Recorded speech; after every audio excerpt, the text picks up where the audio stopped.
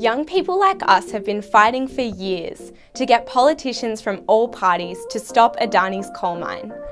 And now we want to have some words with the Labor Party. Don't get me wrong, they've got a pretty good renewables policy. But when it comes to keeping fossil fuels in the ground so we can avoid extreme weather and rising temperatures being the mainstay of our future, they can't seem to make up their minds. Your environment spokesman Mark Butler said of the Adani mine that he's against it. Well, I think that's essentially Mark's judgment, that he doesn't think it's going to happen, he doesn't support it.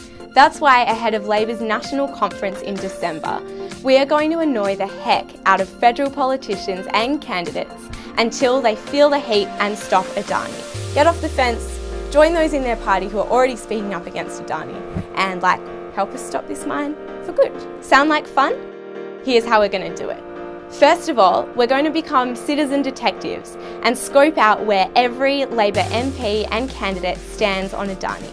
I'm not saying be a stalker, but I'm saying follow your politician around and suss out what issues are important to them, and also find out whether they want to stop Adani or not. Because if these people want us to vote for them, it's pretty important that they've got our back and they're not going to throw our future under a bus by building a giant coal mine.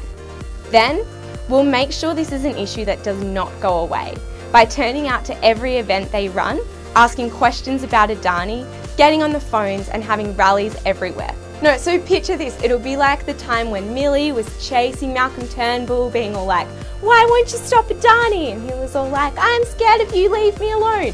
It'll be exactly like that, but with hundreds of young people and chasing every politician around the country. It'll be pretty epic. And third, we'll show that stopping Adani is an issue that decides votes by having thousands of conversations with voters across the country and gathering petition signatures on our huge petition that we'll take to the national conference in December. If we can do dozens of door knocks and show politicians that hundreds and hundreds of people in their electorate also want to stop Adani and that's something that's going to affect their vote, then that's really powerful information to take to an MP. This plan sounds bold, but we've done it before. Remember when we convinced the big four banks to rule out support for Adani's coal mine? Or when we bothered Queensland Labor so much that they blocked a $1 billion loan to Adani? Those were pretty rad wins and made possible because of volunteers like you taking action every day and never taking no for an answer.